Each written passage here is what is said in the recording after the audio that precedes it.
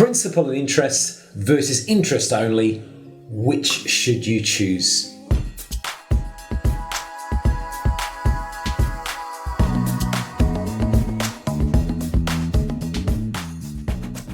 Now, principal and interest has lower interest rate, which guarantees a reduction in the loan amount. And that, of course, builds equity. And for major lenders, it also helps with borrowing capacity. Unfortunately, it also means higher monthly outgoings. And it does reduce the future tax deductions for investment properties and may limit your portfolio growth beyond what major lenders allow from a borrowing capacity perspective. Now, true interest-only loans don't really exist here the way they do in other countries. For example, I've got a 25-year interest-only term on 2 of my UK properties and 15 interest-only on the other one. Now, compared to principal and interest, interest-only helps savings for a forever home build faster.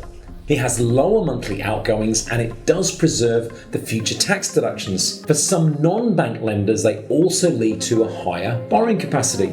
Now, unfortunately, interest-only loans come with a higher interest rate. And although this gap has shrunk in the past few years, it's still there. The other thing is the principal balance won't reduce during the interest-only period, like 5 years, which does risk us wasting our extra savings or cash flow. It also makes the principal and interest repayment higher at the end of the interest-only period, because most lenders do the loan as a 5-year interest-only, followed by 25 years principal and interest. Now, once we understand the differences between the two, we typically find that those people in a forever home, or one that they're certain is going to get sold to buy their forever home, that principal and interest is likely to be better. For investors, depending on goals and timeframes, it's often better to go interest only to build savings faster for a forever home, or to pay off the forever home if you've already got one.